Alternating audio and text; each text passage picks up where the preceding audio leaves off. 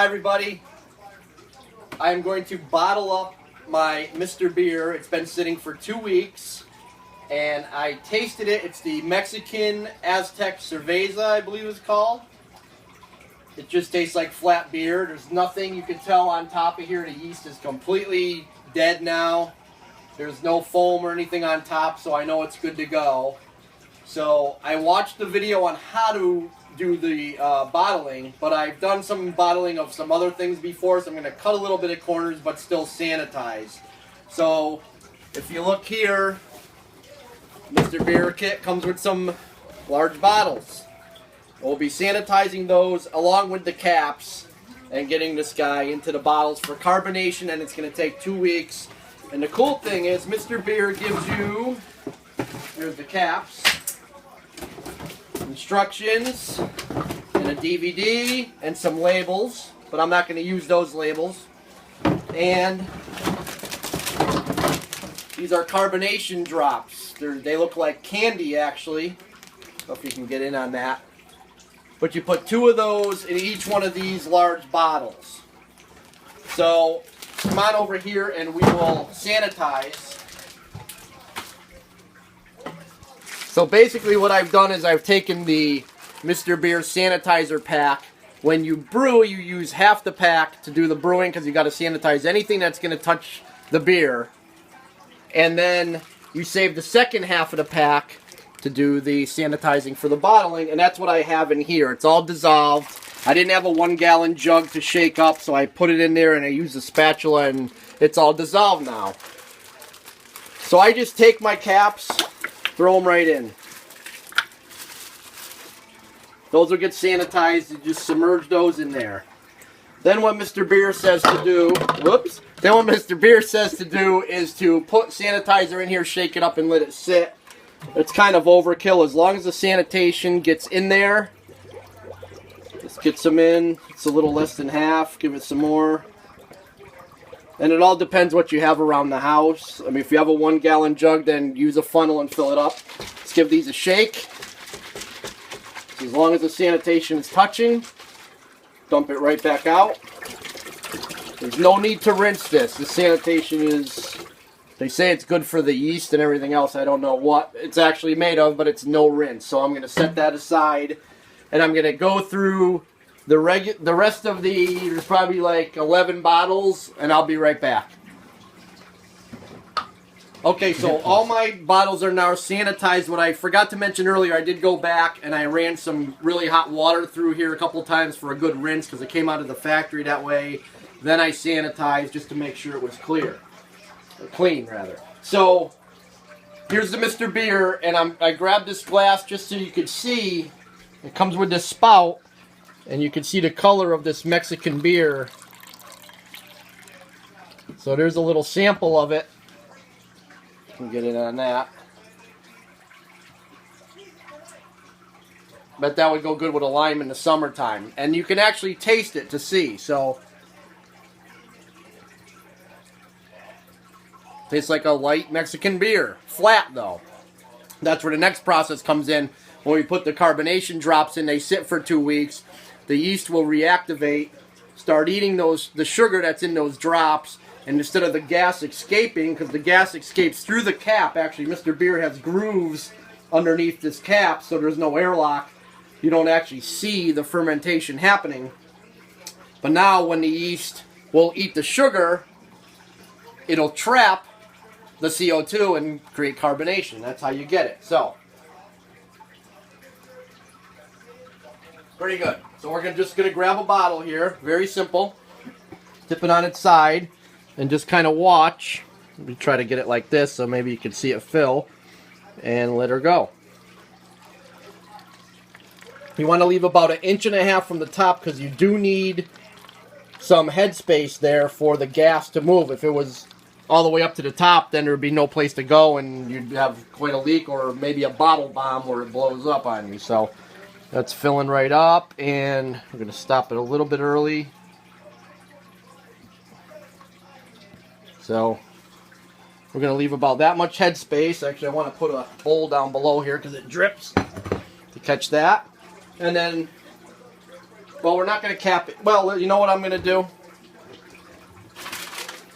Get these ready now.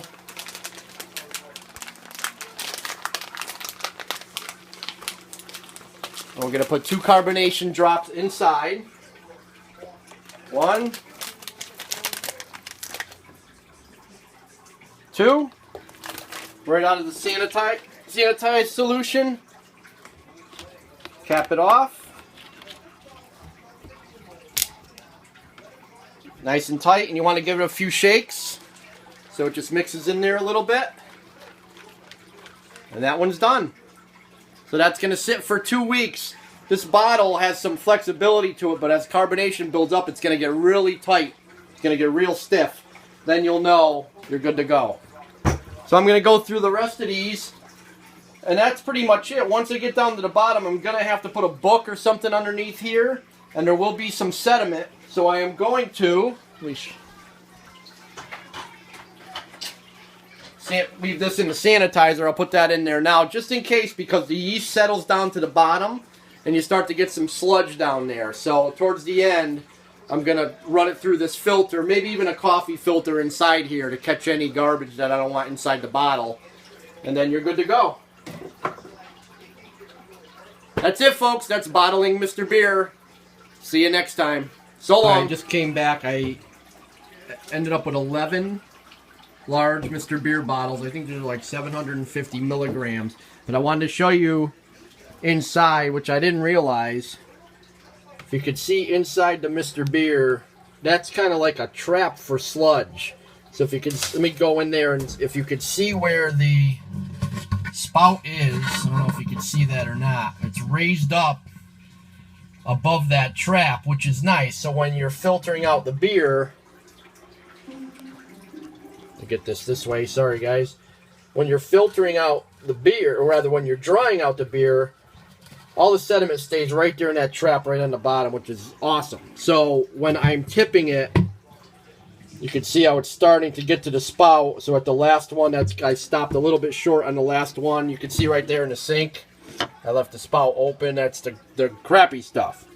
But it is the stuff that makes your beer taste good. So that's a little extra Mr. Beer thing that I didn't know about. It's a pretty cool little trap down below there. And so as you're bottling, you don't have to worry. You know, the first 10 bottles are going to be crystal clear. And then at the last one, you just got to kind of keep an eye on it, which is great. I'm going to show you a couple other quick projects I have going on. Let me go to the closet.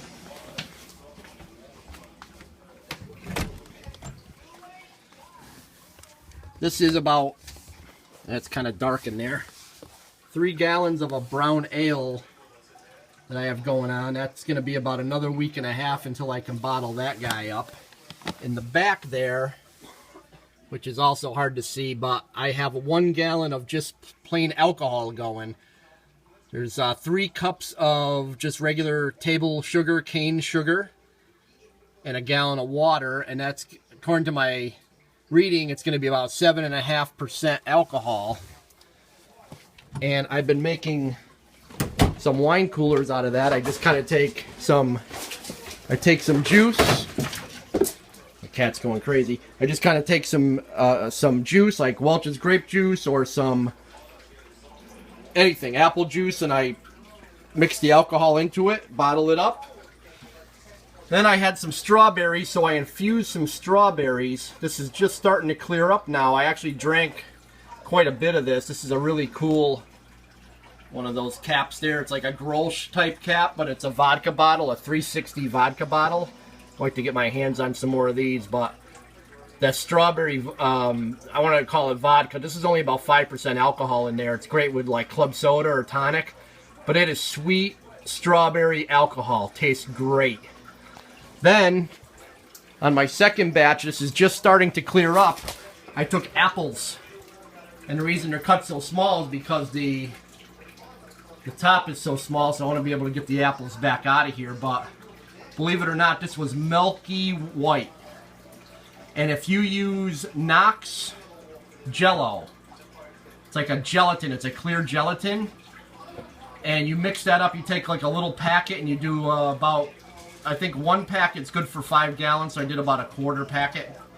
And this has been going crazy. Actually, I did the alcohol for about 2 weeks until the airlock stopped.